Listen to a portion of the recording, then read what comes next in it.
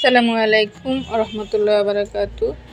আমার ইউটিউব চ্যানেলে আপনাদের স্বাগতম। আমার ইউটিউব চ্যানেলের নাম হিউম্যান ফ্যাশন টেইলার্স। এখানে আমি আজকে একটা বেশি বহর দিয়ে কিভাবে মিক্সি কাটিং করবেন। অনেকে ভাবতেছেন বাসায় বসে নিজের মিক্সিটা নিজে সেলাই করবেন, কিন্তু ঘের কত দেবেন আর বেশি বহরওয়ালা কাপড় কিভাবে কাটবেন বুঝে উঠতে পারতেছেন না। তো তাদের জন্য এই ভিডিওটা, আর যারা পারেন তারা তো পারেনি। ভিডিওটা স্কিপ না করে সম্পূর্ণ দেখবেন, তাহলে বুঝতে পারবেন। এখানে দেখতে পাচ্ছেন আমি 42 ইঞ্চি বহরের একটা কাপড় নিয়েছি। তো অতিরিক্ত যে ঘেরটা সেটা আমি এক সাইড করে রেখে দিয়েছি, ওটা আমি কাটিং করে ফেলে দিব। আর এই মিক্সিটা হচ্ছে 50 ইঞ্চি লম্বার একটা মিক্সি। তো এখানে আমার 3.5 গজ কাপড় নিছি। এই 3.5 গজ কাপড় দিয়ে আমি 50 ইঞ্চি বহরের একটা মিক্সি কাটবো।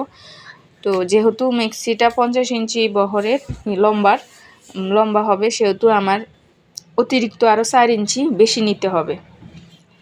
তো এখানে আমি অতিরিক্ত 4 ইঞ্চি বেশি নিয়ে মিক্সিটা কাটিং করব।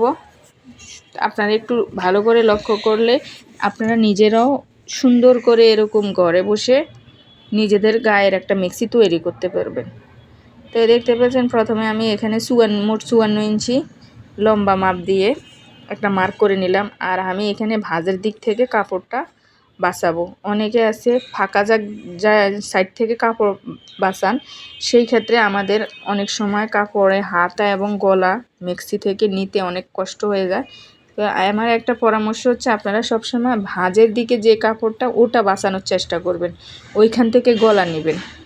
ওখান থেকে গলা নিলে আপনার হবে কি, আপনার হাতা এবং আপনার যে গলার পট্টি আমরা নেই ওটা ইজিভাবে বের হবে, নয়তো আপনি ঝামেলায় পড়ে যাবেন।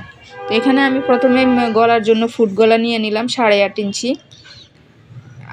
8.5 ইঞ্চি আমি যদি ফুট গলা নিই, আবার 8.5 ইঞ্চি আমি গলা লম্বা নেব।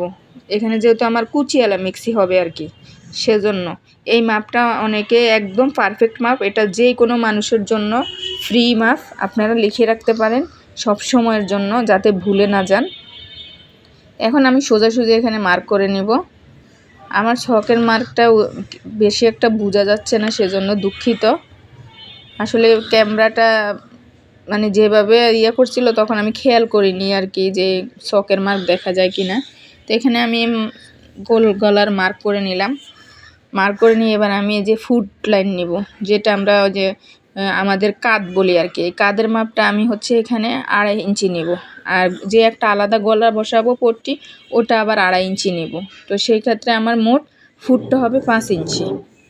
তো দেখেন আমি এখন এই যে 2.5 ইঞ্চির জায়গায় মার্ক করে নেব। মার্ক করে নিয়ে সুন্দর করে এই যে অতিরিক্ত ফুট বেশি নিলে কিন্তু আবার মানে ফুটটা বেশি বড় হয়ে যাবে, তো সেক্ষেত্রে ভালো দেখা যাবে না। 2.5 ইঞ্চি নিলেই এনাফ। 2.5 ইঞ্চির উপরে কখনোই বেশি নেওয়া লাগে না। আর শিলের জন্য 1/2 ইঞ্চি হাতে রেখে দিবেন। তো এখন এখানে আমি যে বগলটা বাইর করব, যেটাকে আমরা মোহরা বলি আর কি, সেটা একটু অ্যাঙ্গেল করে নিয়ে আপনার যতখানি লাগবে অতখানি জায়গা আপনি মার্ক করে নেবেন। আপনার যদি বুঝতে অসুবিধা হয় তাহলে আপনি আপনার একটা জামা মেপে, বা যদি কারো মিক্সি থাকে মিক্সি মাপ দিয়ে নেবেন যে কতখানি বগল ওখানে আছে, ঠিক যতখানি লাগবে অতখানি অ্যাঙ্গেল করে মার্ক করে নেবেন। নেওয়ার পরে এখন আমি এই যে গলাটা আর মোহরাটা কেটে ফেলবো। আপনারা যদি খেয়াল করেন একেবারেই ইজিভাবে বুঝতে পারবেন, কোনো ঝামেলা ছাড়াই আপনারা নিজেরাও মিক্সি কাটিং করে ফেলতে পারবেন। এত মাপজোপের কোনো প্রয়োজন নেই, জাস্ট আমি যে কয়টা মাপ বলছি ওই কয়টা মাপ আপনি মনে রাখতে পারলেই মিক্সি কাটাটা আপনার জন্য ইজি থেকে ইজি হয়ে যাবে। এখন এই যে আমি গোল করে গলাটা শার্ট করে নিলাম। একেবারে দেখতে পাচ্ছেন খুব সুন্দর করে রাউন্ড শেপ দিয়ে গলাটা কাটিং করলাম। এখন আমি এই যে যেটা আমি মোহরা বলছি সেটা শার্ট করে নিচ্ছি। কিভাবে, একটু আমার কেসির দিকে আর আমার হাতের দিকে খেয়াল করেন।